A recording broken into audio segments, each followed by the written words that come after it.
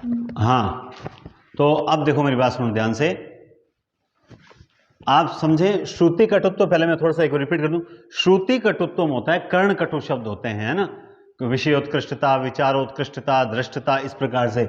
ग्रामत्य में क्या होता, मूंड पे मुकुट धरे सोहत गोपाल, है ना, उषा के चूमे गाल, गाल शब्द है आ गया, है ना, पड़ा रहा जटोले में रात भर नींद ना आई रात, इस प्रकार से शब्द आते हैं। क्लिष्टत्व में क्या होता है, बहुत घुमा फिरा के शब्द अर्थ दिया, जैसे अहिलोचन बीच पड़ी झलके, जैसे एक बहुत कवि गंग का बहुत बढ़िया चलता है, कौन सा कवि गंग का, अहिलोचन बीच पड़ी झलके ताही फुकार शशि के लागे अमृत बूंद पड़ी टपके वनराज उठे गरजाए। हाँ, मतलब उसमें एक मतलब एक कोई बात का अर्थ पूछा जाता है। हाँ, कि मतलब कवि गंग से अकबर ने कुछ दरबार में पूछ लिया था, तो एक बात का जो उत्तर दिया जाता है वो इतना घुमा फिरा के दिया जाता है कि अहिलोचन बीच पड़ी झलके, नहीं इस प्रकार से नहीं है, मुझे याद नहीं आ रहा, थोड़ा सा पंक्ति बीच में याद आएगी तो मैं जरूर बताऊंगा आपको। खैर, मतलब घुमा फिरा के जहां अर्थ होता है वहीं पर होता है, ठीक है। आगे देखिए, अप्रतित्व की बात कर रहे हैं, तो पुत्र जन्म के समय स्पर्श कीनी बहु गाय, तो यहां पे बहुत सी गायों को स्पर्श करना का मतलब नहीं है। ऐसे ही एक चीज और है,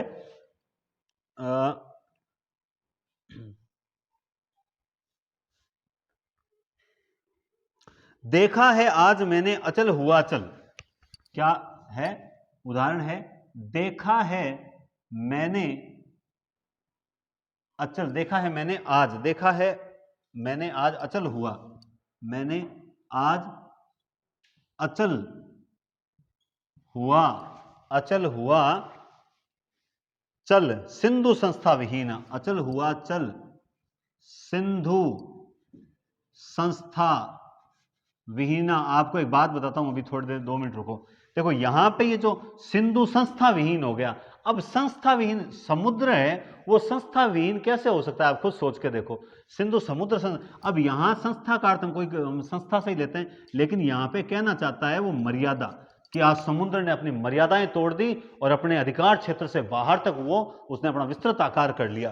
तो इस कारण से जहां पर कभी एकदम सामान्य अर्थ से हटकर कोई अर्थ निकलता है, कोई शास्त्रीय अर्थ निकलता है, वहां अप्रतित्व दोष होता है। मेरे अनुसार ये एक ही टफ होता है, बाकी सारे सरल होते हैं, ठीक है। इसके अलावा देखो, अचल चल, ये यमक अलंकार का उदाहरण है। किसका उदाहरण है, अचल, और यमक में कौन सा है, सबंग यमक का उदाहरण है, और सबंग यमक का उदाहरण है। इसका मतलब ये किस में जाएगा, अभिधा शब्द शक्ति में जाएगा। और ये जितने भी उदाहरण हैं ये सारे के सारे अभिधा शब्द शक्ति के उदाहरण हैं। क्यों, क्योंकि अभिधा शब्द शक्ति में हम पढ़ते हैं कि जहां शास्त्रीय अर्थ होता है, जहां अनेकार्थ अर्थ होता है, लोक प्रसिद्ध अर्थ होता है, वहां पर क्या होती है, अभिधा शब्द शक्ति होती है। तो ये इस प्रकार के जितने भी सारे उदाहरण हैं ये सारे किस में जाएंगे, उसी में जाएंगे। ऐसे ही आप देखो, अब पढ़ते हैं अकर्मत्व दोष। अकर्मत्व दोष में क्या होता है, सिर्फ और सिर्फ आप यूं मान लो कि कोई वाक्य लिख रहे हैं, जैसे राम है घर जाता, राम घर जाता है की जगह हमने क्या लिख दिया, राम है घर जाता। जैसे इसमें उदाहरण आते हैं अकर्मत्व, विश्व में लीला निरंतर कर रहे मानवी, विश्व में लीला निरंतर कर रहे मानवी। अब आप खुद सोचो, मैं इसको यूं कह दूं कि घर में खाना खा रहे हैं पिताजी, तो मैं यूं भी तो कह सकता हूं पिताजी घर में खाना खा रहे हैं, तो घर में खाना खा रहे पिताजी, पिताजी को एकदम लास्ट में टिका दिया, तो इससे गड़बड़ हो जाती है। समझ रहे हो ना बात आप। तो यहां पे क्या होना चाहिए, इसका होना क्या चाहिए, मानवी जो है ये वाक्य में जहां इसका स्थान है वहां नहीं आ रहा, बल्कि विश्व में क्या होगा, नहीं नहीं नहीं नहीं,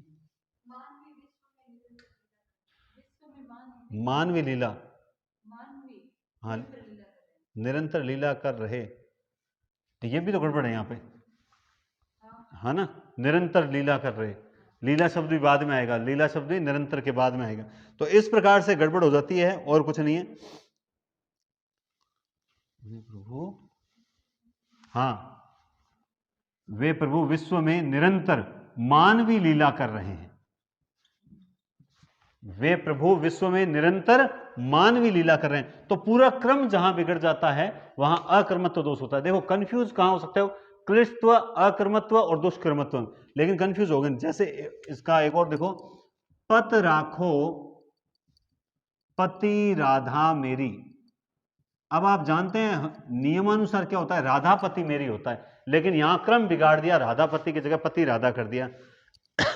ऐसे ही अब मान लो अमानुषी भूमि अवानरी करो, अवानरी करो। तो पहले ही जो भूमि अमानुषी है उसको अवानरी करो, थोड़ी बार अवानरी भूमि को अमानुषी करो, इस प्रकार से होना चाहिए। यह भी क्रम भंग है। इसी प्रकार से और दिखाते हैं आपको उदाहरण, एक उदाहरण और देते हैं। बढ़िया सा उदाहरण है, वो कौन सा है, हाँ, थे मानवता से भाई दोनों विश्व में मिलते, हाँ ये अच्छा उदाहरण है। विश्व में मिलते नहीं हैं वीर भीम समान के।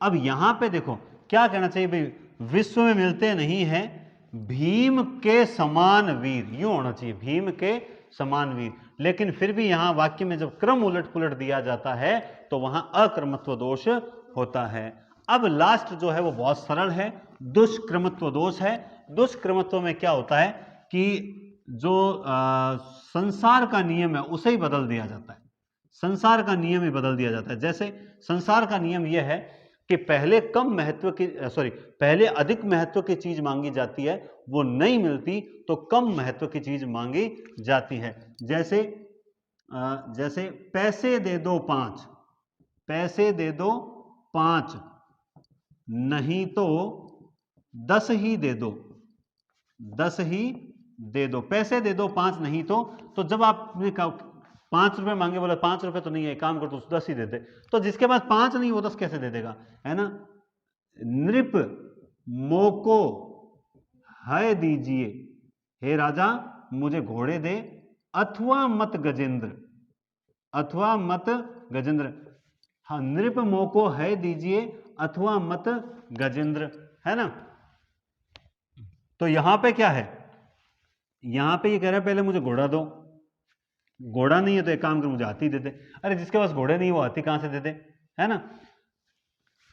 ऐसे ही और भी उदाहरण होता है, मारुत नंदन मारुत को खगराज को वेग ले जाओ, कि मारुत नंदन मारुत को खगराज को वेग ले, कि क्या कहना चाह रहे, मारुत नंदन मारुत, हनुमान जी के बारे में मारुत मन को, अच्छा हनुमान जी इतना तेज उड़े कि वो मन से भी तीव्र गति से वहां पहुंच गए। मन तो छोड़ो, वो गरुड़ से भी तेज उड़े। अब सबसे दुनिया में तेज जाने वाला, कहीं पर पहुंचने वाला होता है मन। मन एक सेकंड में कहीं पर भी पहुंच सकता है। तो मन से जब वो तेज उड़ गया तो फिर बात तो और बाकी सब चीजें बेकार हो गई। लेकिन पहले जैसे मान लो मैंने कहा कि जैसे अश्वदान दीजिए मुझे या दीजिए रजदान, घोड़ा दो, घोड़े का दान मुझे दो या फिर मुझे क्या दो, चांदी। तो जिसके पास घोड़ा ही नहीं है वो चांदी कैसे दे सकता है। मन की तो क्या चले, पवन भी हार मानता है गति से, मतलब इतनी तेज गति है उनकी कि मन तो छोड़ो पवन से भी तेज है। अरे पवन से तेज छोड़ो, मन से भी तेज है, यूं कह सकते हैं। तो इसमें क्या होता है, संसार का नियम ही बदल दिया जाता है। पहले कम महत्व की चीज की तारीफ की जाती है, फिर अधिक महत्व की चीज को लाया जाता है, तो वहां होता है दुष्क्रमत्व दोष। तो ये आपके हो गए दोष, क्या हो गए, दोष। तो उम्मीद कर रहा हूं आपको 4-5 टॉपिक बताए, इससे थोड़ा बहुत फायदा आपको महसूस हो रहा होगा कि चलो इस बार एक बार रिवीजन तो हो रहा है, ठीक है। लेकिन अभी तक मैंने एक बार भी ऐसा नहीं बोला है कि आप क्लास को लाइक कर दें, शेयर कर दें। आपको फायदा मिल रहा है कि नहीं मिल रहा है, तो आपको मिल रहा है तो उससे बढ़िया तरीके से मुझे भी फायदा पहुंचाएं, है ना। आज जाने से पहले पहले कम से कम 1000 लाइक हो जाने चाहिए। हाँ जी, तो अब आप देख सकते हैं आपके सामने लिखे हुए अलंकारों के नाम। अलंकार क्या करते हैं, अलंकारों का क्या काम है, ये बातें विस्तृत बातें हैं। हम सेट की जब तैयारी करेंगे तब इन पर चर्चा करेंगे, एक एक के बढ़िया बढ़िया 20-20 उदाहरण समझेंगे। लेकिन फिलहाल हमें देखो अलंकार, हमारे सिलेबस में यमक, श्लेष, उपमा, रूपक, उत्प्रेक्षा, और एक तरफ है हमारे संदेह, भ्रांतिमान, विभावना, विरोधाभास, असंगति और मानवीकरण। अब देखो आप इस चीज को समझें। सबसे पहले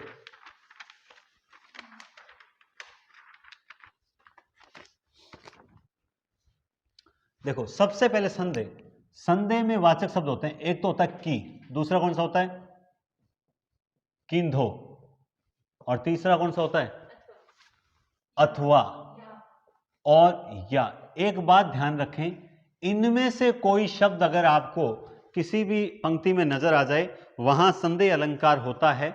जैसे सारी बिच नारी है कि नारी बिच सारी है कि सारी ही की नारी है कि नारी ही की सारी है ना। तो मैं बिल्कुल यहां लिखूंगा जैसे सारी बिच नारी है की। अब आपके पास उदाहरण पड़े होंगे ना, मैंने कहा ना आप भाई ऐसा तो है नहीं सर हमारे पास तो नोट्स ही नहीं है सर, हम तो आपके भरोसे आए हैं क्लास में, ऐसे तो कोई नहीं है ना, ऐसा कोई स्टूडेंट होना भी नहीं चाहिए, है ना। सारी बिच नारी है कि नारी बिच सारी है कि सारी ही की नारी है कि। ऐसे ही उदाहरण एक और आता है, क्या उदाहरण आता है कि हरिमुख यह आली केंदो उग्यो मयंक। क्या उदाहरण है, हरिमुख है आली, हे सखी ये हरि का मुख है या केंदो उग्यो मयंक, या कोई चंद्रमा उदय हो गया। तो यहां संदेह अलंकार में ये जो आपको चार शब्द है ना ये मिल जाते हैं। जैसे कि तुम देव मह कोऊ, है ना, कि तुम तीन देव में कोऊ, तुम तीन देव में कोऊ, है ना। नर नारायण की दो, तो यहां पे तुम तीनों देवों में से कौन हो, नर हो नारायण हो या तुम दोनों ही हो। इसी तरह से केंदो ऋतुराज यह काज अवनि उसास लेत किंदो यह ग्रीष्म की भीषण लुहार है ना। तो ये जो किंधो की अथवा आपको तो देखो इन शब्दों को पकड़ के चलना है संदेह अलंकार में। अच्छा खास बात ये होती है संदेह अलंकार में 99% आ जाते हैं।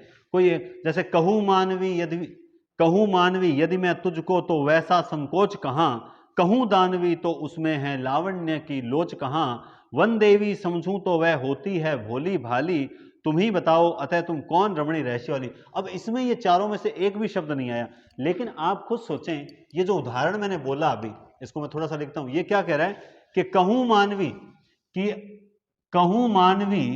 क्या बोल रहा है कि कहूं मानवी यदि मैं तुझको तो वैसा संकोच कहां है, और कहूं दानवी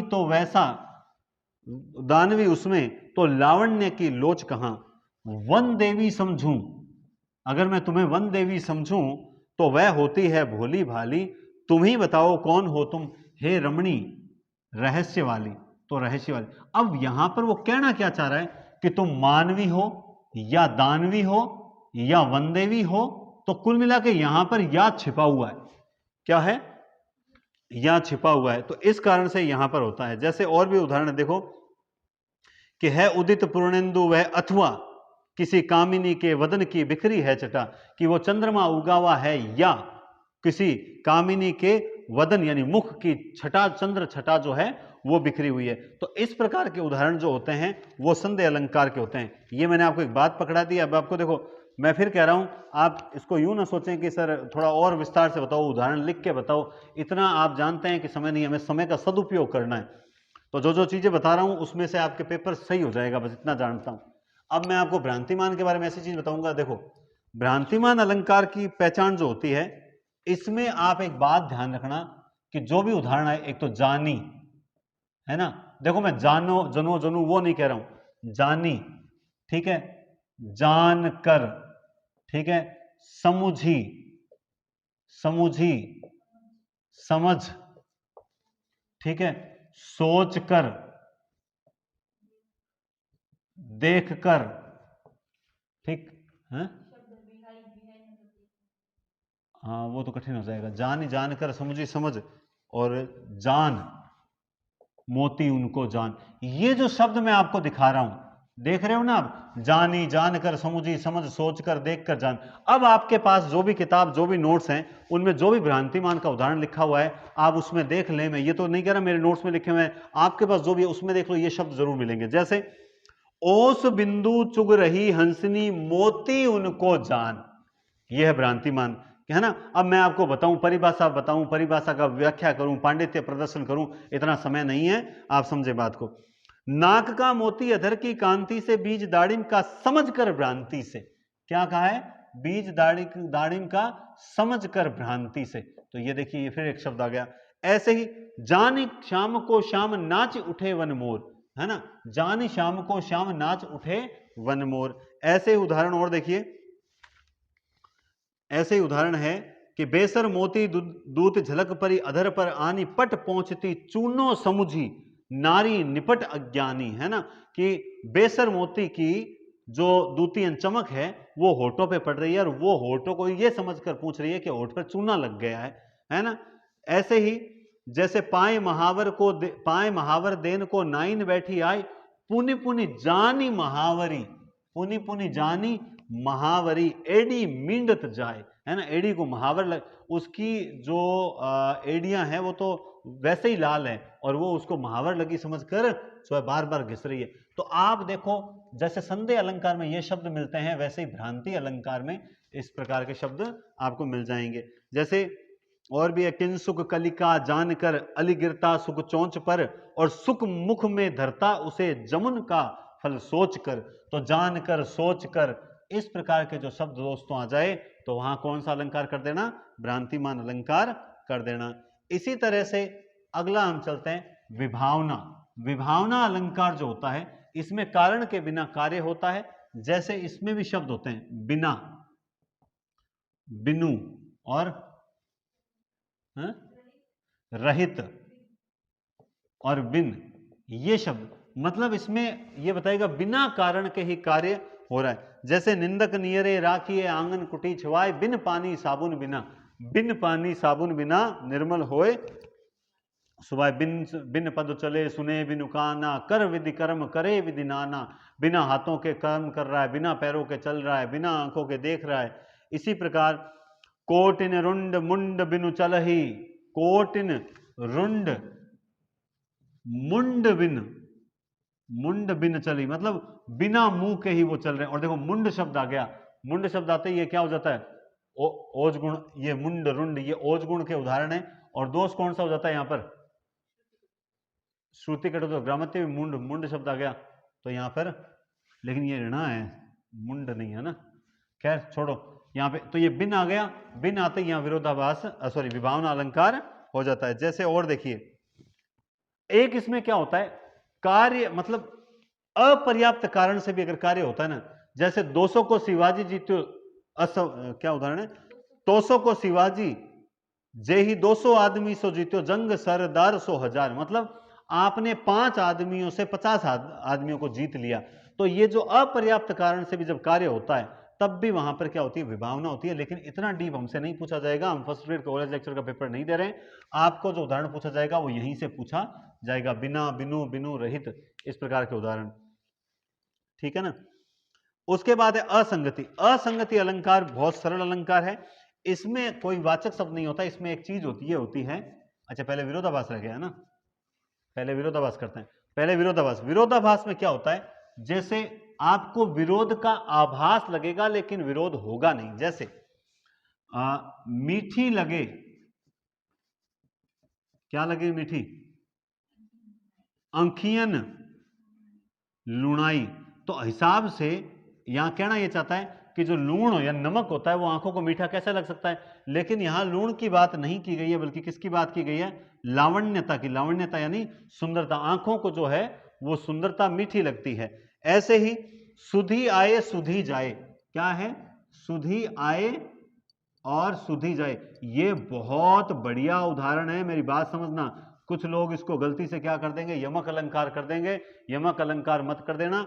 यहां पे ये कह रहा है जैसे ही हमें ईश्वरीय ज्ञान प्राप्त होता है वैसे ही सांसारिक ज्ञान चला जाता है ना, ईश्वरीय बुद्धि प्राप्त होती है, या अपने क्या कहते हैं, कबीर कहता है ना वास्तविक ज्ञान होता है तो सांसारिक ज्ञान चला जाता है। ऐसे ही वही विस्मय यह गोदावरी अमृतन को फल दे, मैंने अभी बताया था विरोधाभास अलंकार है उसमें। क्यों है, क्योंकि उसमें भाई जहर से भरी हुई गोदावरी अमृत के फल कैसे दे सकती है, लेकिन वहां जहर नहीं है, उसका मतलब है जल से भरी हुई गोदावरी। तो हमें इस विरोधाभास में विरोध का आभास होता है, न कि वहां विरोध अलंकार होता है। ऐसे ही तंत्री नाद कवितरस सरस राग रति रंग अन बूढ़े बूढ़े तीरे जे बूढ़े, मतलब जो नहीं डूबे वो डूब गए, जो डूब गए वो तिर गए, इस प्रकार की जो बात होती है। तो जो नहीं डूबा वो कैसे डूबा भाई, और जो डूबा वो तिरा कैसे, तो ये विरोध का आभास हो रहा है। लेकिन जब इसके अर्थ के अंदर जाते हैं, क्योंकि ये सारे अर्थालंकार है, तो जो अर्थालंकार होने के कारण जब इसके अर्थ की ओर जाते हैं तब यहां पर क्या पता चलता है कि विरोध, जैसे शीतल ज्वाला जलती है, शीतल ज्वाला जलती है, और काम करता अनिल का वो क्या, हाँ ईंधन होता, ईंधन होता दृग जल का, दृग जल का। अब आप बताओ शीतल ज्वाला कैसे हो सकती है? मैं शीतल वाणी में आग लिए फिरता हूं, तो शीतल ज्वाला मतलब आग भी ठंडी हो सकती है क्या? नहीं हो सकती। यहां पे विरोध की का आभास हो रहा है, जबकि ऐसा नहीं है। ऐसे ही एक और है, या अनुरागी चित्त की गति एके करी जोई, गति एके करी, अच्छा गति समझे नहीं कोई, ज्यो ज्यो बूढ़े श्याम रंग त्यों त्यों उज्जवल होई। तो यहां पे क्या कहता है कि भाई श्याम रंग में, श्याम रंग में डूबने से वो क्या हो रहा है, उज्जवल हो रहा है। जबकि श्याम रंग तो काला रंग है, काले रंग में डूबने से आदमी सफेद कैसे हो सकता है? लेकिन यहां पर हमें ऐसा लग रहा है श्याम रंग यानी कृष्णमय होने की बात की जा रही है। तो विरोधाभास में क्या होता है, विरोध का आभास होता है, जबकि विरोध होता नहीं है। समझ आई बात? अब होती है असंगति अलंकार। असंगति अलंकार क्या कहता है? असंगति अलंकार यह बात बोलता है कि कारण कहीं और कार्य कहीं और। जैसे अक्सर मैं कोई कमेंट वगैरह लगाता हूं कि कोई मुझे, मान लो आपको पता है कि तुलसी संसार में भांति भांति के लोग, तो कई बार कोई गलत कमेंट करते हैं, डिमोटिवेट करने वाला कमेंट करते हैं, तो वो कमेंट जब लगाता हूं तो कई स्टूडेंट्स के मैसेज आते हैं कि सर हमें बहुत बुरा लगता है इस प्रकार से कोई बोलता है। तो यानी इसमें क्या हुआ, उसने गाली किसको दी? मुझे। बुरा किसको लगा? किसी और को, है ना।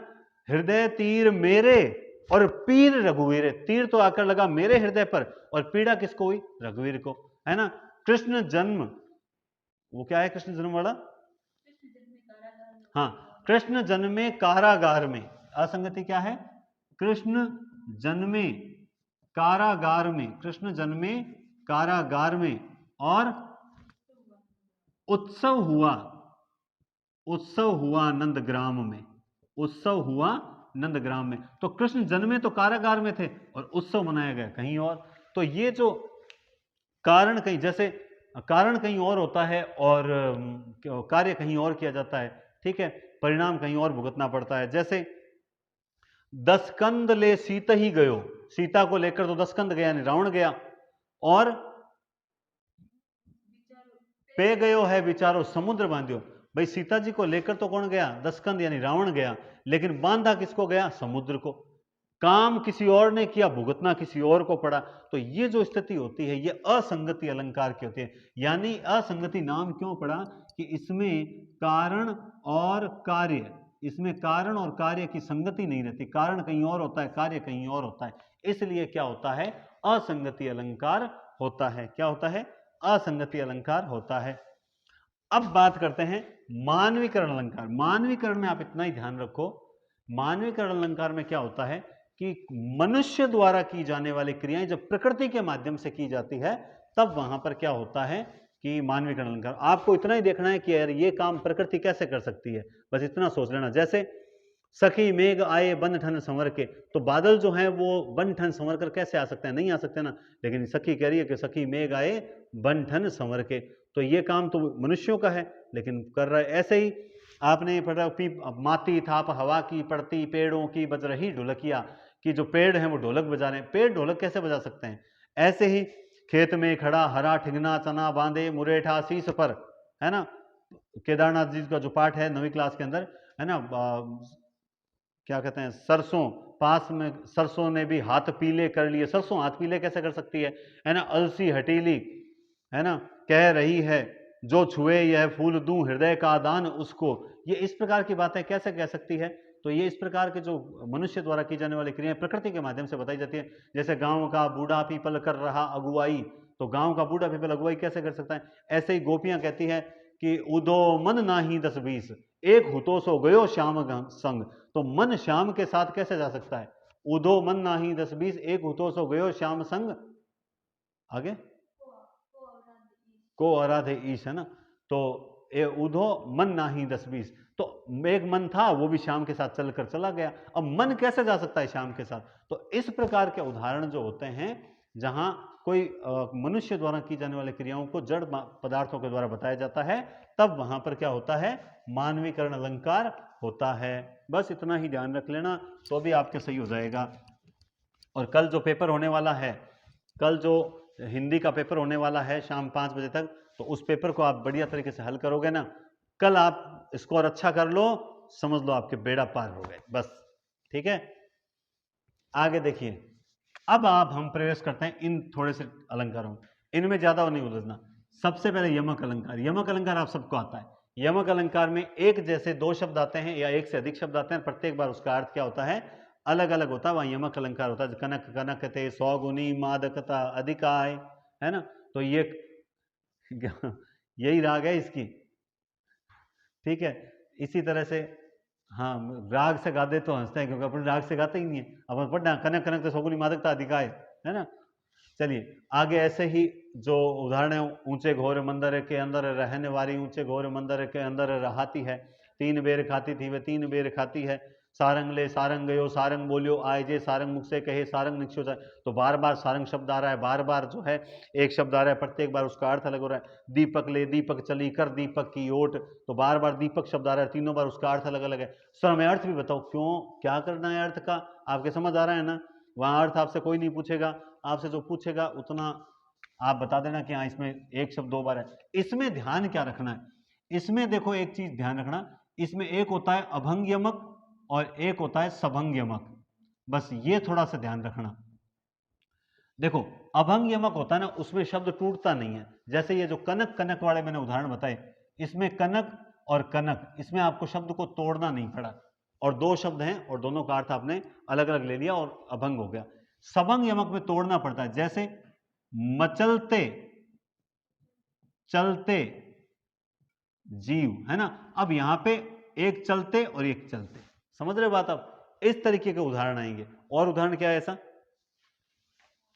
हाँ जैसे यो पर्दे की इज्जत, यो पर्दे की इज्जत परदेसी के हाथ, परदेसी के हाथ बिकानी थी, तो एक यहां पर पर्दे आ गया और परदेसी में से आपको पर्दा और निकालना पड़ेगा। तो पर्दा और पर्दा, अभी ये पेपर में आया था, पिछले कोई फर्स्ट ग्रेड पेपर में आया था। ठीक है, ये उदाहरण में बहुत लंबे समझ में, जैसे ऐसे ही और उदाहरण, हाँ रसिकता, रसिकता सिकता सम, सम हो गए। तो अब ये देखो रसिकता सिकता और फिर सिकता सिकता, तो इस प्रकार से जहां हमें एक शब्द में से टुकड़े करके वो शब्द निकालना पड़े, जैसा दूसरा शब्द भी और मौजूद है, तो वहां सबंग होता है। जहां टुकड़े करने की आवश्यकता नहीं पड़े वहां अभंग यमक होता है। बस इतना सही ध्यान रखो, ज्यादा गहराई में जाने की आवश्यकता अपने को नहीं है। भाई आप किताबें लेके बैठे हो, नोट्स लेके बैठे हो, आपको समझना ही तो है। और सबसे बड़ी बात क्या, 2 घंटे में सारा का सारा आपका काव्य शास्त्र रिवीजन हो जाएगा, और तो अब क्या चाहिए। और वरना आप जितना पढ़ो ना उतना ही कम है। ठीक है, आगे चलते हैं। श्लेष अलंकार, श्लेष अलंकार में आप जानते हैं इसमें अनेक अर्थ, एक शब्द के अनेक अर्थ चिपके होते हैं। जैसे पॉपुलर उदाहरण है, सुबरन को ढूंढत फिरे, सुबरन को ढूंढत फिरे कवि कामी और चोर, कवि कामी अरु चोर। तो है ना, यहां पर देखो सुवर्ण के स्वर्ण भी है, क्यों कवि के संदर्भ में इसका सुंदर अक्षर है, कामुक में सुंदर चेहरा है, और चोर के लिए सोना है। तो एक शब्द के जब अनेक अर्थ निकले तब वहां पे होता है श्लेष अलंकार। जहां श्लेष अलंकार होता है वहां होती है शाब्दी व्यंजना। कौन सी होती है, शाब्दी व्यंजना। क्लियर बात है। ऐसे ही जो को घटी ये वृष भानुजा वे हलदर के पीर, वृष भानुजा वे हलदर के पीर। तो वृष भानुजा और हलदर वाला जो उदाहरण है वो भी किसका उदाहरण है, श्लेष का उदाहरण है। आप में से बहुत लोगों ने तो रट रखे हैं, सबसे बड़ी बात यह है, बहुत लोगों ने तो रट रखे हैं। जैसे रहीमन पानी राखिए बिन पानी सब सून, पानी गए न उबरे मोती मानुष चुन। तो ये जो पानी शब्द है इसके अनेक अर्थ होने के कारण यहां श्लेष अलंकार होता है। ऐसे ही और शब्द है, जहां गांठ तहां रस नहीं, जहां गांठ तहां रस नहीं, जहां गांठ तहां रस नहीं। तो गांठ का मतलब एक तो ये होता है कि मतलब रिश्तों में जो दुर्भावना, और जहां दुर्भावना होगी वहां आनंद नहीं होगा। और गांठ का अर्थ है कि अभी जहां गांठ होती है वहां, गन्ने में जहां गांठ होती है वहां रस नहीं होता। तो गांठ शब्द के भी दो अर्थ निकल गए। ऐसे ही जैसे नल की अरु नल नीर की गते एक एक करी जोई, जे तो नीचो वे चले ते तो ऊंचो हुए। तो नीचो और ऊंचो के भी अनेक अर्थ निकल रहे हैं। मैं जो उदाहरण बोल रहा हूं ना ये आप सबके पास नोट्स में मौजूद हैं, और अगर मौजूद नहीं है तो मैं ये जो पीडीएफ है ना ये ग्रुप में डाल दूंगा। आज आज आज तो क्लास है ना रात को, सुबह में डाल दूंगा, देख लेना आप ये पीडीएफ। ठीक है, इतना और कर दूंगा मैं, तो जे तो नीचो वे चले ते तो ऊंचो होए, तो ये भी किसमें नीचो, नीचो का मतलब जो जितना नम्र होकर चलता है वो उतना ही ऊंचा होता जाता है, ठीक है ना। ऐसे ही प्रियतम बतला दो वह नहीं, ये नहीं, जैसे जैसे जैसे, और ये तो पढ़ लिया हमने। हाँ, एक ये उदाहरण बहुत अच्छा है, संतत सुरानिक, क्या है, संतत सुरानिक हित जही, जैसे संतन सुरानिक। अब देखो ये जो सुरानिक शब्द है, संतत सुरानिक, अब यहां पे एक तो मतलब है सुरानिक मतलब अच्छी शराब, और एक मतलब हो गया सुर प्लस अनिक यानी देवताओं की सेना, ठीक है। ऐसे ही एक बहुत बढ़िया उदाहरण है, मैं पिता निरर्थक सा, मैं पिता निरर्थक सा, तो ये सा आने से उपमा अलंकार भी है, लेकिन यहां पर देखो निरर्थक मतलब, एक तो निरर्थक का मतलब होता है बेकार, और एक का मतलब होता है निरअर्थ, अर्थ यानी बिना धन का, मैं पिता बिना धन का। तो इस प्रकार से जहां एक शब्द के अनेक अर्थ चिपके रहते हैं वहां होता है श्लेष अलंकार, वहां क्या होता है, श्लेष अलंकार होता है, ये भी याद रखना। और आपने सबने ये जो बेसिक उदाहरण, आप मैं बता दूं, आप ज्यादा गहराई में जाओ ही मत, आपने पिछले तो फर्स्ट ग्रेड पेपर देखे होंगे, जो बेसिक बेसिक उदाहरण है ना, जो एकदम किताबों में सब में मिल जाते हैं, बस वो पढ़ने हैं, और मैं भी आपको वही पढ़ा रहा हूं जो पेपर में आने के लायक है। मैं आपको समझाने वाले उदाहरण नहीं पढ़ा रहा कि देखो ये उदाहरण इतना बढ़िया है वगैरह, ऐसा कुछ नहीं।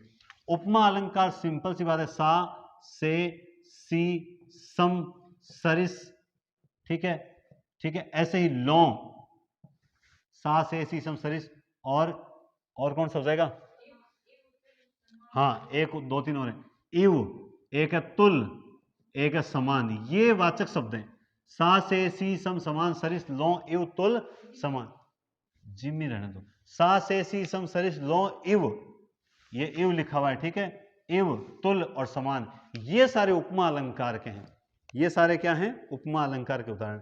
जैसे चंद्रमा सा कांतिमय मुख रूप दर्शन है तुम्हारा, है ना, तो जहां कहीं आपको चंद्रमा सा, आप जानते हैं वाचक शब्द हमेशा जिसके पीछे आता है वो उपमान होता है, वो क्या होता है, उपमान। चंद्रमा सा कांतिमय मुख, देखो इनमें होता क्या, उपमा में उपमेय और उपमान की तुलना होती है, रूपक में अभेद आरोप होता है, और उत्प्रेक्षा में कल्पना होती है, ठीक है। तो चंद्रमा सा कांतिमय मुख रूप दर्शन है तुम्हारा, तो यहां पे हो गई उपमा। ऐसे ही से, है ना, कोमल, और ऐसे ही सी, कोमल कलाइयां कुसुम सी, और नयन मृग नयन से सुंदर, तो यहां पर होता है उपमा अलंकार। ऐसे कोटि कुलिस सम वचन तुम्हारा, कोटि कुलिस सम वचन तुम्हारा, ठीक है। पीपर पात सरिस मन डोला, पीपल के पत्ते के समान मेरा मन जो है वो डोल गया। ऐसे ही समान, समान का कोई उदाहरण, वो एक उदाहरण ना जिसमें यमक अलंकार वाला पूछते हो, इसमें यमक उदाहरण में नहीं हो तो समान कौन सा है, उर्वशी वाला, क्यों, तो पर वारो उर्वशी सुन राधिके सुजान तू मोहन के उर्वशी, उर्वशी समान, तो उसमें लास्ट में क्या आता है, समान। अगर वहां पर यमक अलंकार नहीं हो तो फिर वहां पर क्या होता है, उपमा अलंकार होता है। ऐसे ही और उदाहरण बताता हूं आपको, जैसे कुलिस कठोर सुनत कटुबानी, बिलखत लखन सिय सबरानी, कोटि कुलिस संवचन तुम्हारा, ये तो पढ़ लिया। कहो कौन तुम दमयंती सी तरु के नीचे सोई, है ना, दमयंती सी, तो इसमें खास बात है कि 99% आपको क्या मिल जाते हैं, वाचक शब्द मिल जाते हैं। हालांकि इसमें 4 भेद करते हैं, तो फिर जैसे क्या उपमा के भेद, हाँ, जिसमें ये चारों अंग होते हैं, वाचक शब्द, साधारण, धर्म, आप जानते ही हैं इसके 4 होते हैं, कौन कौन से, उपमेय, उपमेय वो होता है जिसकी तुलना की जाए, उपमान वो होता है जिससे तुलना की जाए, वाचक शब्द ये जो मैंने ऊपर लिखे वो होते हैं, और समान धर्म जो होता है, साधारण धर्म, साधारण धर्म क्या होता है, गुण होता है। जैसे मैं एक उदाहरण समझाता हूं आपको, आप कईयों का आता है, देखो कईयों का तो रटा हुआ चीज, रटी हुई चीज है, तो वो नहीं, जैसे चंद्रमा सा रूप है, चंद्रमा सा सुंदर रूप है तुम्हारा, चंद्रमा सा सुंदर रूप है तुम, तो उपमेय क्या है, उपमेय है रूप, क्योंकि मैं तुलना किसकी कर रहा हूं, रूप, ठीक है, जिससे तुलना कर रहा हूं, किससे तुलना कर रहा हूं, चंद्रमा, तो ये क्या हो गया, उपमान हो गया। और मैंने कहा था उपमान के तुरंत बाद क्या आता है, वाचक शब्द आता है, ठीक है। समान धर्म क्या, दोनों ही क्या है, सुंदर है, समान धर्म, और ये रूप जो था उपमेय था ही, हमने पहले ही कर लिया। तो ये जो चीजें हैं, ये जो चीजें तुम्हारा रूप है ना, ये तो जिसमें चारों अंग मौजूद होते हैं वो पूर्णोपमा होती है। इनमें से एक अंग लुप्त होगा, वो लुप्तोपमा होगी। चाहे किसी में, जैसे मान लो अभी मैंने कहा था चंद्रमा सा रूप है तुम्हारा, ये उदाहरण दे दिया, चंद्रमा सा रूप है तुम्हारा। तो अब चंद्रमा सा रूप है तुम्हारा, इसका मतलब ये हुआ कि ये चंद्रमा सा रूप, यहाँ पे समान धर्म गायब है, समान धर्म गायब है, जो दोनों का समान धर्म है वो गायब है। जब समान धर्म गायब है, इसका मतलब इसमें कौन सी हो गई, साधारण धर्म लुप्तोपमा हो गई। वाचक शब्द नहीं है, वाचक लुप्तोपमा हो गई। उपमान नहीं, उपमान लुप्तोपमा हो गई। और उपमेय नहीं है, वो उपमेय लुप्तोपमा हो गई। समझ गए? लेकिन ये तो आप जानते हैं बहुत डीप चला जाएगा, इतना तो फिर एक एक अलंकार होता है। ठीक है, आप तो वाचक शब्दों को पकड़ के चलना। अब रूपक अलंकार, रूपक अलंकार में क्या होता है, अभेद आरोप होता है। आपको समझना क्या है, देखो मैं एक उदाहरण लिखता हूं, पायो जी मैंने राम रतन धन पायो। ठीक है, इस वाक्य में जो राम को रतन धन पाया, यह है रूपक अलंकार, कि राम को ही रतन धन मान लिया। और रूपक भी कौन सा है, निरंग रूपक है। कौन सा है, निरंग रूपक। निरंग रूपक में क्या होता है, एक रूपक होता है, सिर्फ एक रूपक होता है। समझ रहे हो बात को, एक ही रूपक है बस इसमें। जैसे तुलसी, तुलसी मन मंदिर में विहरे, तुलसी मन मंदिर में विहरे, इसका मतलब होता है तुलसी जो हमारे मन रूपी मंदिर में, किसमें है, मन रूपी मंदिर में। यह होता है निरंग रूपक। जहां एक रूपक हो वहां निरंग रूपक होता है। दूसरा होता है सांग रूपक। सांग रूपक क्या होता है, सांग रूपक क्या होता है, जिसमें क्या होता है, जैसे अभी वो एक उदाहरण था, विक से संत सरोज वाला कौन सा है, हाँ, जैसे उदित उदयगिरी, उदयगिरी मंच पर रघुवर बाल पतंग, विकसे संत सरोज सब, आगे हर्षे लोचन भृंग। ठीक है, अब देखो ये जो उदाहरण मैंने अभी बोला, उदित उदयगिरी मंच पर रघुवर बाल पतंग विकसे संत सरोज सब हर्षित लोचन भृंग। अब यहां पे क्या है, जब उदयगिरी पर्वत को उन्होंने उस पर आरोप किया मंच का, तो फिर उल्टा वो लिख दिया गया, बाल पतंगा किस साइड आएगा, रघुवर उल्टा लिख दिया ना, मंच आगे आना चाहिए था, बाकी सब सही है।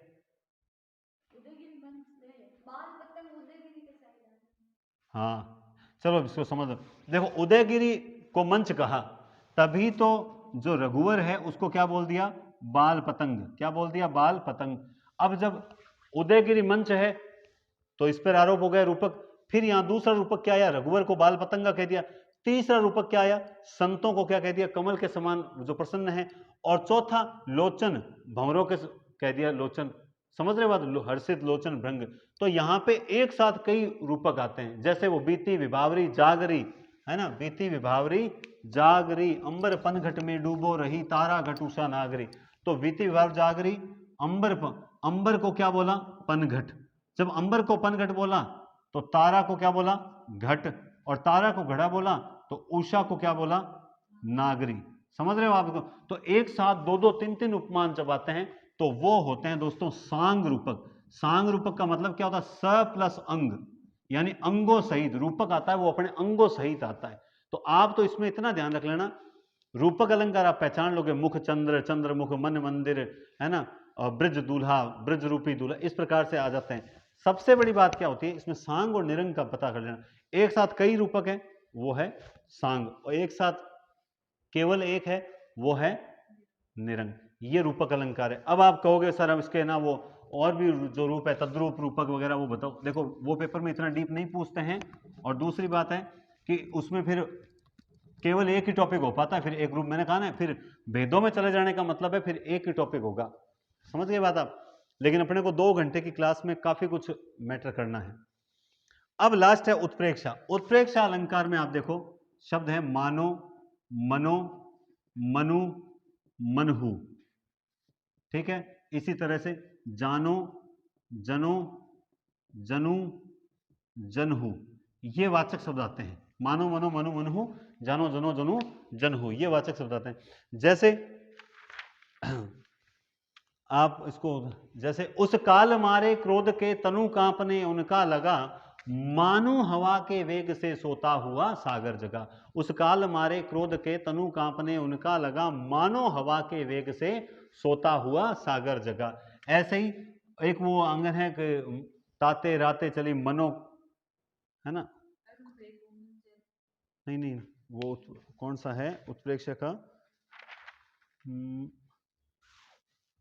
चलो पहले तो वही उदाहरण उत्प्रेक्षा का ही है, मैंने अभी अभिधा सब शक्ति करवाई। हाँ, मनु कठिन आंगन चली ताते राते पाए, कि मानो कठिन आंगने पर चलने के कारण, है ना, कठिन आंगने पे चलने के कारण उसके ताते राते पांव है ना वो राता हो गया, है ना। मनो कठिन आंगन चली ताते राते पान, मनहु कला शशिभान कला सोलह सो बन्नीए। ये पंक्ति आती है ना चंद्रप्रदायी पृथ्वीराज, मनहु कला शशिभान कला सोलह सो बन्नीए। समझ गए बात। ऐसे ही जैसे बढ़त ताड़ को पेड़ मनु चूमन आकाश, की ताड़ का पेड़ बढ़ रहा है, मानो वो आकाश को चूमना चाहता है। कहती हुई यो उत्तरा के नेत्र जल से भर गए, हिम के कणों से पूर्ण मानो पंकज हो गए पंकज नए। समझ रहे हो बात अब, ठीक है। ऐसे ही जैसे देखो, अति कटु वचन कहती के कई, अति कटु वचन कहती के कई, मानहु लोन जरे न दई। मतलब इतने कठिन वचन कह रही है मानो किसी लूण छिड़क रहा है ना, लोन। ऐसे ही हरिमुख मानो मधुरमय, के हरि का मुख ऐसा लग रहा है मानो वो मधुरमय को। उत्प्रेक्षा में क्या होती है, उपमेय में उपमान की कल्पना होती है। चमचमात चंचल नयन बिच घूंघट पट छीन, और मनहु सुर सरिता बिच उछरत दो जुगमीन। समझ रहे हो बात आप। ऐसे ही जैसे देख विकलता, ये नहीं कहती हुई उत्तरा, ये लिख दिया मैंने, बता दिया। पंथ जात सोहे, ये छोड़ दो। अंबर में तारे मानो मोती अनगन है, अंबर में तारे मानो मोती अनगिन है। ऐसे ही और उदाहरण भी हैं, जैसे तरणी तनुजा तट तमाल तरुवर बहु छाए, झुके कुलसो जल परसन हिल मनहु सुहाय। ये उदाहरण बहुत इंपॉर्टेंट है। तरणी तनुजा वाला जो उदाहरण है ना, तरणी तनुजा तट तमाल तरुवर बहु छाए, झुके कुलसो जल परसन हिल मनहु सुहाय। मनहु शब्द आया हुआ यहां पर भी। ऐसे ही रोज नहात है चंद्रमा क्षीरदी में, रोज नहात है चंद्रमा क्षीरदी में, सागर में, मनहु तव मुख समता के लिए, मानो वो तुम्हारी मुख की समता प्राप्त करना चाहता है, इसलिए वो रोज जाकर क्षीर सागर में नहाता है ना। ऐसे ही ज्ञान भक्ति जनु धरे शरीरा, ज्ञान भक्ति जनु धरे शरीरा। अब देखो इसमें भी जनु आ गया शब्द। उस काल मारे क्रोध के तनु कांपने उनका लगा, मानो हवा के वेग से सोता हुआ सागर जगा, मानो हवा के वेग से सोता हुआ सागर जगा। सोहत ओढ़े पीत पट श्याम सलोने गात, मनहु शैलमणि नील, मनहु नील शैलमणि आतप पर्यो प्रभात। तो ये इतने उदाहरण मैंने आपको बोले, उसमें जब सब सारों में वाचक शब्द है, कैसे अर्थ है वाचक शब्द है, जिका जिका ही बोल लिया हो, ऐसा कुछ नहीं है। कॉन्फिडेंस रखना चाहिए, आत्मविश्वास रखो कि हम जो पढ़ रहे हैं ना, ये 2 घंटे की क्लास आपको वहाँ याद आएगी। और मैं आपको छोटा सा उदाहरण बता दूं, अभी देखो मैं जहाँ खड़ा हूँ वो बहुत मतलब जो चीज़ आपको मैं बता रहा हूँ ना, वो चीज़ पेपर में आएगी। और ये जो पिछले 10 पेपर हुए हैं ना, इनमें से आपको कितने क्वेश्चन मिलेंगे मैं खुद नहीं जानता। आपको मतलब पेपर ही अगर आपने प्रिंट आउट निकाल लिए हैं तो बहुत अच्छी बात है, नहीं निकालें तो कल निकाल के एक साथ कर लेना, आपको बहुत फायदा होगा। बाकी आपकी इच्छा है तो ये आपके अलंकार भी दोस्तों कंप्लीट हो जाते हैं। मालूप वगैरह ये भेदों की और मैं नहीं गया, तो ये आपको बेसिक देखो, एक शॉर्ट में रिवीजन जो होता है ना, वो इसी प्रकार से होता है, ठीक है, कि एक बार सारे, इसे ब्रीफ नोट्स बोलते हैं, कि एक बार संक्षिप्त में हमें समझ आ गया, अच्छा उत्प्रेक्षा क्या होती है, भ्रांति माने वो जानो जनू सॉरी वो जानी जान, समझ कर देख कर समुझी जानी, इस प्रकार से आएंगे। संदेह में कींधो, है ना, अथवा या आ जाएंगे। विभावना में ये आ जाएगा, विरोधाभास कौन सा होता है, असंगति कौन सा होता है, उत्प्रेक्षा कौन, तो थोड़ा समझ आ जाए ना, तो ये रिवीजन इसी को बोलते हैं। अब आप खुद सोचो, जो व्यक्ति 5 महीने की तैयारी में जितना कर उसने किया है, वो आप चाहते हैं कि मैं 5 दिन में करवा दूं, तो आप खुद समझदार हैं कि उतना डीप थोड़े, लेकिन आपको उसका सार जो है वो मैं यहां पढ़ा रहा हूं। अब देखो इसी तरह से अब अगला टॉपिक हम लेते हैं, रस। तो रस आपको पता है बहुत बड़ा टॉपिक है, लेकिन रस में जो चीजें जहां से प्रश्न आते हैं मैं वो चीजें आपको बता दूंगा, उसको आप समझ लेना, ठीक है। चलो अभी बताता हूं रस वाला, रस स्टार्ट करते हैं। सही है, ओके, ठीक है। तो देखो मेरी बात सुनो, रस जो अगला अपना अंतिम टॉपिक है रस। रस एक बहुत बड़ा टॉपिक है, संचारी भाव 33 होते हैं वगैरह, लेकिन रस की स्टार्टिंग में समझ में नहीं आती। सबसे पहले इन चीजों को समझ लो, आपको रस में दिक्कत नहीं आएगी। सबसे पहले एक बात ध्यान रखना, रस में से अधिकतर क्वेश्चन जो आता है वो आता है थ्योरिकल, यानी विशेषताओं को लेकर आता है। तो सबसे पहले हम बात करते हैं रस होता क्या है। सबसे प्राचीन संप्रदाय ही रस है, और सबसे पहले स्थापित संप्रदाय जो है वो अलंकार संप्रदाय था। रस आनंद प्रदान करने वाली वस्तु से प्राप्त आनंद को रस कहा गया, यानी रस कोई वस्तु नहीं है, उस वो जो प्रक्रिया है आनंद प्रदान करने की, जो प्रक्रिया है जो प्राप्त है, वो आनंद प्रदान करने वाली वस्तु से जो प्राप्त आनंद है उसी को क्या कहते हैं, रस कहते हैं। और रस हमेशा शुद्ध होता है, यानी आनंद हमेशा क्या होता है, शुद्ध होता है। सरसे इति रस है। इस प्रकार से आप देखेंगे रस काव्य की आत्मा है, रस व्यंग्य होता है। देखो रस होता है वो व्यंग्य होता है, व्यंजना के अलौकिक व्यापार से इसकी अभिव्यक्ति होती है। साहित्य में निष्पन्न रस सदैव अलौकिक होता है। रस कैसा होता है, अलौकिक होता है, ठीक है। काव्य या पढ़ने सुनने, काव्य को पढ़ने सुनने व देखने से प्राप्त आनंद ही रस कहलाता है। अब इसमें रस की थोड़ी विशेषताएं ध्यान रखनी जरूरी है। देखो पहली विशेषता यह है सत्वोद्रेकमय। रस जो है वो सत्व का उद्रेक यानी सत्व को उत्पन्न करता है, कि रस की उत्पत्ति सामाजिक के हृदय में तभी संभव होती है जब उसके हृदय में रजोगुण, देखो आप जानते हैं गुण तीन होते हैं, रजोगुण, तमोगुण, सतोगुण, है ना।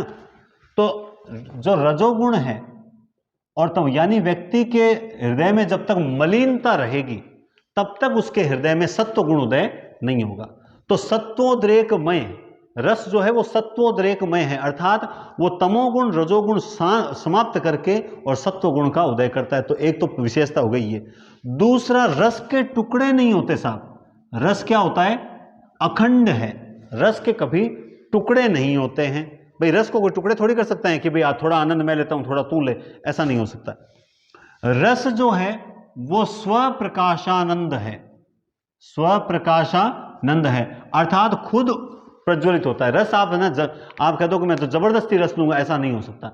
आप जब किसी चीज में खो जाते हो, जैसे एकदम मतलब तन्मयता से खो जाते हो, तो ऑटोमेटिकली रस आने लगता है। आप कई बार कोई कहानी पढ़ते हो, कहानी वैसे आपको पढ़ना बहुत मतलब खारो जहर लगे है नहीं, लेकिन कहानी पढ़ते हो तब आपको आनंद आने लगता है, तब आप उसमें खो जाते हो। उसमें वो क्या है, वो आनंद अपने आप प्रकाशित होता है। रस चिन्मय है। चिन्मय से मतलब होता है कि शुद्ध है। रस जो है वो क्या है, चिन्मय है।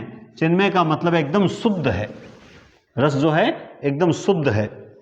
और जब मतलब जब मन में मलिनता का अवकाश नहीं रहता तब रस की उत्पत्ति होती है, यानी मलिनता के समाप्त होने पर रस उत्पन्न होता है। और मलिनता के समाप्त होने पर जो चीज आ रही है, इसका मतलब वो क्या है, चिन्मय है, यानी रस क्या है, एकदम शुद्ध है। देखो ब्रीफ नोट्स में ऐसे ही पढ़ाया जाता है।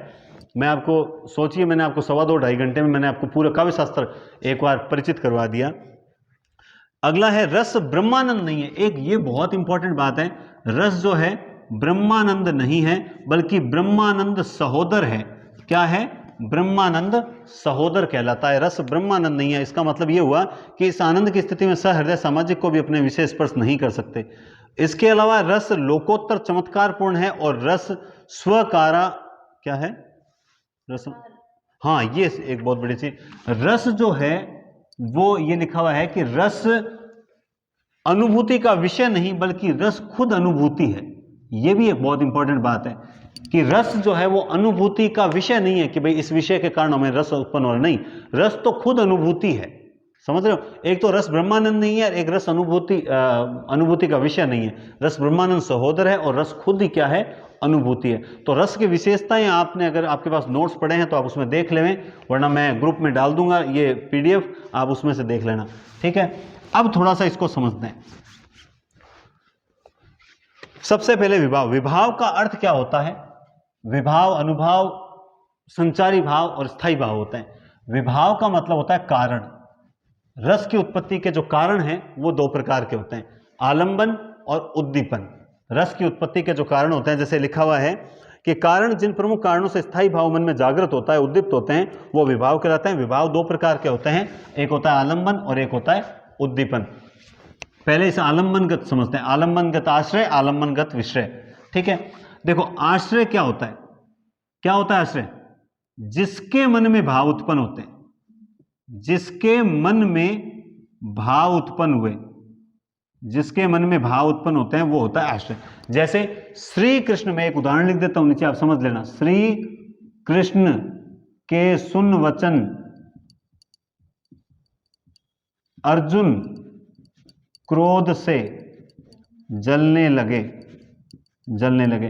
तो श्री कृष्ण के सुन वचन अर्जुन क्रोध से लगे, यहां पर जो है किसके मन में भाव उत्पन्न हो रहा है? यहां पे अर्जुन के मन में भाव उत्पन्न हो रहा है, क्योंकि अर्जुन को गुस्सा आ रहा है, तो अर्जुन क्या हो गया? आश्रय।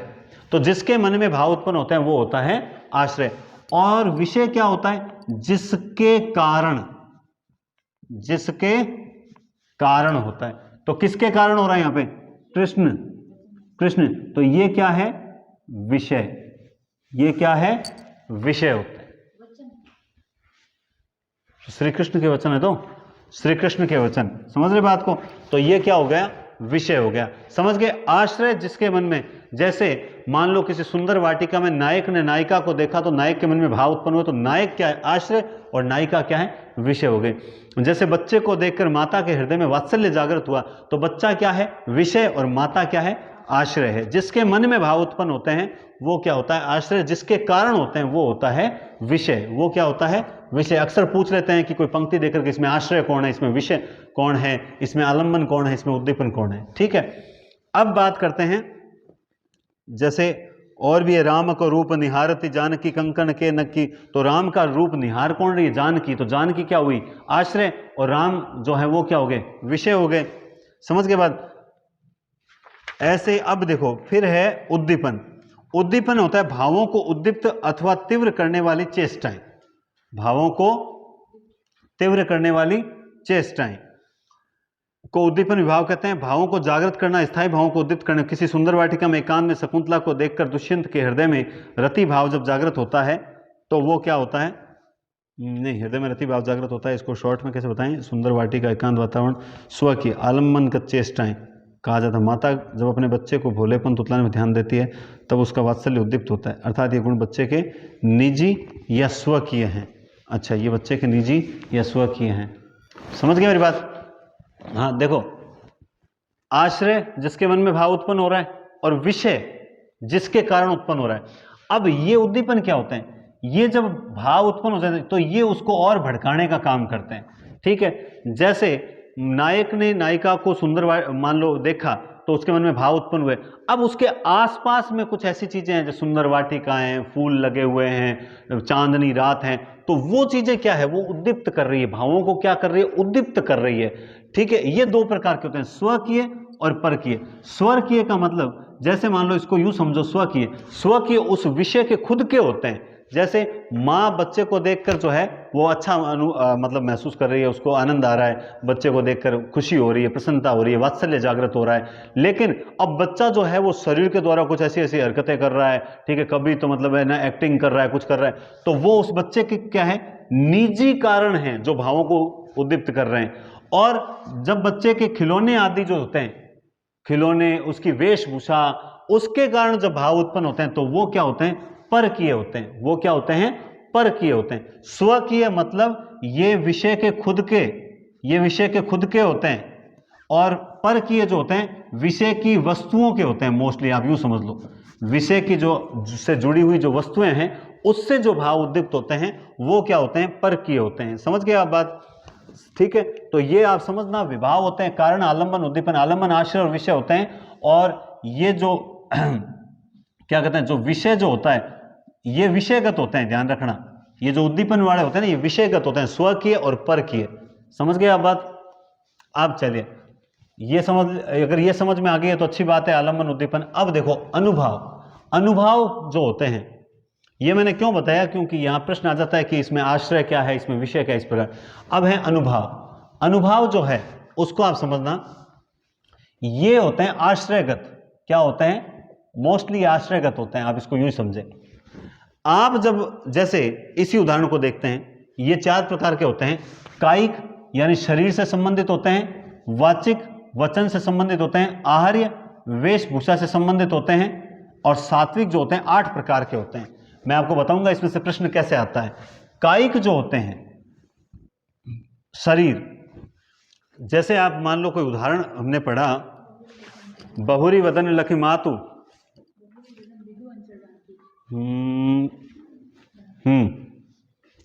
जैसे बहुरी वदन विदु आंचल ढाकी, प्रीतम चिते बोह कर ढाकी, खंजन मंजु तिरछे नैने। मैं बताऊं, जब किसी शरीर के अंग का वर्णन हो, जैसे उसके नेत्र का वर्णन हो, उसके अंगों का वर्णन हो, उसके मुख का वर्णन हो, उसके बाहों का वर्णन हो, उसके मान लो हाथों का वर्णन हो, तो जहां शरीर का वर्णन होगा वहां पर हमेशा कायिक होगा। क्या होगा? कायिक अनुभव होगा।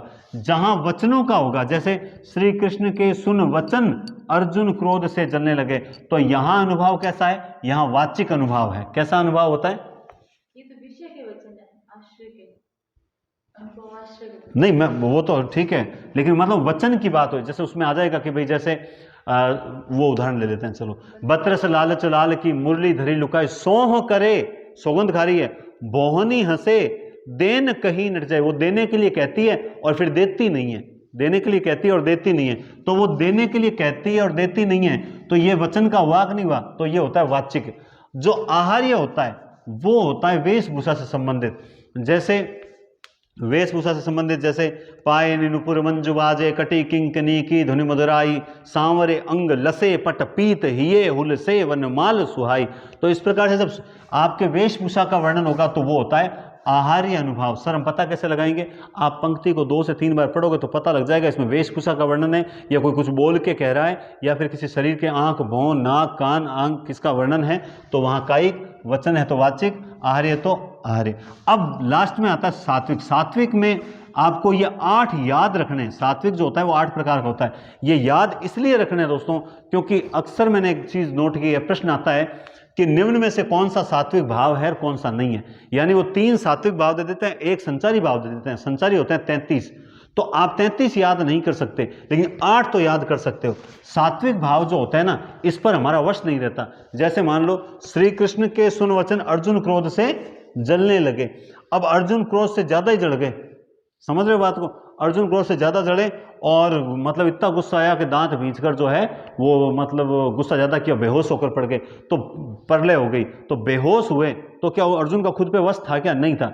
सात्विक अनुभव जो होते हैं उस पर खुद पे वश नहीं रहता। तो ये कितने प्रकार के होते हैं? सबसे पहला कौन सा होता है? स्तंभ। स्तंभ जो होता है उसमें क्या होता है? स्तंभ होता है, पहला आपके पास नोट्स पड़े होंगे। स्तंभ में क्या होता है? आदमी जो जहां था वहीं रह जाता है। जैसे उदाहरण है कौन सा? कबहु समजीवन गमन राम को, रही चकी चित्र लखी सी तुलसी वह। मतलब वो जो कौशल्या माता है वो कभी तो राम जी के इधर उधर वस्तुएं देख रही है, कभी एकदम से पता मतलब उनकी जूतियां देख रही है, उनकी जो धनुष बाण देख रही है। देखते देखते उसे पता चलता है कि राम तो जो है वो वनवास चले गए, और वो एकदम से एकटक खड़ी रह जाती, जहां थी वहीं रह जाती। जैसे वो है ना, हिली न डुली। हाँ, काना को देखती देवता सी, वृष भानु ललान हिली न डुली, मतलब न हिलेगी न डुलेगी। तो वो स्थिति होती है स्तंभ की। दूसरा कौन सा होता है? स्वेद। स्वेद का मतलब होता है पसीना। आप कोई भी पंक्ति अगर ऐसी पढ़ो, उस पंक्ति में मान लो ऐसा लगे जैसे मान लो उसके ललाट पर पसीना आ गया है, जैसे कोई मतलब भाल, भाल ललाट को बोलते हैं, भाल पर जल, जल ऐसा कोई शब्द पढ़ लो। जैसे मैं बताता हूँ, पुरते निकसी रघुवीर वधु डग धरी धीर, दय मग में दुख दे, झलकी भरी लाल, झलकी भरी भाल कणी जल की, झलकी भरी भाल कणी जल की। ऐसे ही और देखो कि झलकी भरी भाल कणी जल की, फुट सूख गए मधुरा धरवे। मतलब कहने का तात्पर्य है, आप अगर कोई ऐसी चीज पढ़ो, कोई ऐसी पंक्ति जिसमें आपको लगे पसीना जो है कि वो पसीने से लथपथ हो गया है, उसके ललाट पर पसीने की बूंदें दिखाई दे रही है, उसके ललाट पर जल की बूंदें दिखाई दे रही है, तो वहां पर हमेशा स्वेद ही होगा। तीसरा कौन सा है? स्वरभंग। स्वरभंग में क्या होता है कि मतलब जो मतलब एकदम से हकलाने लगता है, न बोल पाता है न कोई और बात है। जैसा सीता और न बोल सकी, गदगद कंठ न खोल सकी। तो है ना गदगद हो जाते हैं आदमी, या तो दुख में गदगद हो जाता है या इतना खुश हो जाता है कि उससे बोला ही नहीं जाता। तो सीता और न बोल सकी, गदगद कंठ न खोल सकी, तो इसमें इस टाइप का वर्णन होगा जहां बोल नहीं पाएगा, ईश्वर भंग, ये भी सात्विक होता है। वैपतु, वैपतु जो होता है कंपन होता है, उस काल मारे क्रोध के तनु कांपने उनका लगा, है ना, हवा के वेग से सोता हुआ सागर जगा। तो वैपतु का मतलब कंपन होता है, ये भी सात्विक होता है। नेक्स्ट वैवर्ण्य, वैवर्ण्य जो होता है इसमें क्या होता है दोस्तों, चेहरे का रंग उड़ जाता है। जैसे ही आप पढ़ोगे कि उसका मुख पीला पड़ गया, उसका मुख सफेद हो गया, उसका वो मुरझा गया, इस प्रकार से जब आप पढ़ोगे, जैसे मुख कांति पड़ी पीली पीली, आंखें अशांत नीली नीली, है ना, कमजोर देह रूपी लता पीली पड़ निर्बल कोमल कृष्ण देह लता। तो इस प्रकार से जब आप पढ़ोगे ना कि उसके चेहरे का रंग उड़ गया, वो पीला पड़ गया, वो लाल पड़ गया, वो सफेद हो गया, तो वहां पे वैवर्ण्य होता है। उसके बाद अश्रुपात, तो याद रखें अश्रुपात जो होता है जिसमें आंखों में से नयनों से जल निकलने लगता है, मोती जैसे बड़े बड़े टप टप आंसू टपक पड़े, तो ये होता है अश्रुपात। जैसे राम चितई रहे नर नारू चला विलोचन वारी प्रवाहु, कि राम सीता को जो है वो वनवास जाते देखकर जो वारी विलोचन, आंखों से क्या विलोचन वारी, नेत्रों से वारी यानी जल बहने लगा, तो इस प्रकार से अश्रुपात होने लगता है, तो वहां सात्विक अश्रुपात होता है। उसके बाद रोमांच, रोमांच, रोमांच एक ऐसा सात्विक भाव है जिसमें आप यूं देखोगे जैसे मतलब इसमें हर्ष छिपा होता है। जैसे पुनि पुनि प्रभु चितऊ नरनाहु पुलक गात, मतलब इसमें खास बात क्या नोट की मैंने कि इस रोमांच में एक शब्द आता है पुलक, पुलकित होना। आप कोई भी पंक्ति पढ़ोगे उसमें पुलक जो शब्द है ना वो जरूर आएगा। जैसे अरे वह प्रथम मिलन अज्ञात विकसित मृदु और पुलकित गात, ऐसे ही पुलक गात और अधिक उछाहु, पुलक शब्द यानी पुलकित हो जाना, खुश हो जाना, प्रसन्न हो जाना, रोमांच हो जाना कि आहा पेपर बहुत जबरदस्त हो गया सर, 135 सही है, अब की बार तो सर बेड़ा पार है पक्का। तो आप रोमांच भाव उत्पन्न होगा आप में। देखिए यहाँ सारे सात्विक भाव हैं, पेपर अच्छा करोगे तो रोमांच है, वरना अश्रुपात भी है यहाँ पर, इस बात का भी विशेष ध्यान रखें, है ना। और बाकी और हैं स्वर भंग स्वेद स्तंभ, आप कौन सा कि सर पेपर देखते ही हम तो जैसे थे वैसे ही रह गए, ऐसा भी नहीं होना चाहिए। ठीक है, आगे चलते हैं। लास्ट में आती है प्रलय। प्रलय जब आएगी तो प्रलय में क्या होता है, एकदम मुंह में झाग आ जाना, है ना, और एकदम धरती पर गिर जाना, मूर्छा की स्थिति हो जाना। जैसे होय अचेत परी धरणी कर पटते फेन तजे मुखते, होय अचेत परी धरणी, वो अचेत होकर धरती पर पड़ गई और मुख से झाग निकलने लगे, प्रलय आ जाती है लास्ट में। तो याद रखें ये जो होते हैं स्तंभ श्वेत स्वरभंग वैपतु वैवर्ण्य अश्रुपात रोमांच और प्रलय, ये 8 सात्विक भाव होते हैं, इन पर वश नहीं रहता है। और आपसे पूछा जा सकता है निम्न में से कौन सा सात्विक है कौन सा संचारी है, तो आप इन 8 को याद रखें ताकि संचारी वो सारे अलग के अलग रह जाएं। ठीक है, तो ये रस का जो बेसिक है वो आपको बताया जा सकता है। अब तीसरे नंबर पे आते हैं संचारी भाव। संचारी भावों को व्याभिचारी भाव भी कहते हैं, और 33 प्रकार के संचारी भाव होते हैं, जो आपको पता है 33 के 33 में यहाँ नहीं पढ़ा सकता क्योंकि 33 बहुत ज़्यादा होते हैं और क्लास बहुत लंबी चली जाए और बर्डन भी महसूस होता है, समझ रहे हो आप बात। तो 33 संचारी भाव हैं, आप तो इतना पढ़ लो, बाकी सारे अलग सब एक बार अगर समय मिले तो आप रीडिंग लगा लो। मैं नोट्स आज की डेट में नहीं तो कल सुबह अपलोड कर दूंगा टेलीग्राम चैनल पर, ठीक है। अलंकार के जो पढ़ा है उसका सारा। स्थायी भावों में एक बात याद रखना, जो आप पढ़ोगे जो 9 रस हैं, ठीक है, श्रृंगार भक्ति वगैरह, उसमें पहले 9 थे, बाद में 10 हुए, पहले 8 थे फिर 9 थे। तो 9वां कौन सा था, मैंने एक दिन पेपर में दिया था। 10वां कौन सा था, 11वां कौन सा था, ठीक है। उनके स्थायी भावों को रट लेना। कल भी मैं पेपर में एक प्रश्न दूंगा जिसमें स्थायी भाव दूंगा। कल मैं अभी पहले से बता रहा हूं, कल मैं पेपर दूंगा कि भाई इसका स्थायी भाव कौन सा है, इसका स्थायी भाव कौन सा है, तो वो दूंगा, ठीक है। और उसमें कुछ नहीं होता, बस स्थायी भावों को थोड़ा सा ध्यान में रखना, और कौन किसका थोड़ा दुश्मन है वो भी आप देख लेना। उसमें देखो इतना श्रृंगार रस क्या है, संयोग श्रृंगार भक्ति रस क्या है, करुण रस क्या है, जो वीर रस है ना, ये रस आपको पढ़ने हैं। इसमें ऐसी कोई बात नहीं है जो मैं यहाँ पढ़ा हूँ स्पेशल हो, क्योंकि ये सारी रीडिंग वाली चीज़ें हैं। ये क्या चीज़ें हैं, ये रीडिंग वाली चीज़ें हैं, और या फिर इनको बढ़िया तरीके से विस्तृत करवाया जाए तब ये चीज़ें होती है, मेरा यही मानना है। और जितना प्रयास मुझसे हो सका मैंने 2-2.5 घंटे की आपको एक क्लास दे दी, जिसमें आपको पूरा ही काव्य शास्त्र थोड़ा सा रिवीजन करवा दिया, और उम्मीद करता हूँ आपको अच्छा लगा होगा। एक शॉर्ट रिवीजन बहुत बढ़िया लगा होगा। फिर भी कोई कमी रह गई हो तो क्षमा चाहते हैं। और कल मेरा विचार है व्याकरण की जो 10 टॉपिक हैं, व्याकरण के जो 10 टॉपिक हैं उनकी एक बढ़िया 3 घंटे की या 4 घंटे की जो एक क्लास दूंगा मैं। उस क्लास में आपको व्याकरण के समझने वाले 10 टॉपिक के बेसिक चीजें बता दूंगा, जिससे आपके एग्जाम में प्रश्न गलत नहीं होगा। और दूसरा, आगे जो 1 महीने बाद जो सेकंड ग्रेड हुआ है उसमें 90 क्वेश्चन आएंगे, प्लस रीट में भी आपके ये काम आएगी। तो कल वाली क्लास बहुत इंपॉर्टेंट है, आप उसे जरूर देखना, आपको आनंद भी आएगा और अच्छा भी लगेगा। ठीक है दोस्तों, तो आज इस क्लास को हम यहीं समाप्त करते हैं। और मैं एक बात और बता दूं, कल पेपर है 5 से 7, वो पेपर जरूर देंगे। उस पेपर को हल मैं परसों करवाऊंगा। ठीक है, कल मैं व्याकरण की ही क्लास दूंगा। तो बहुत बहुत धन्यवाद, टेक केयर और शुभ रात्रि।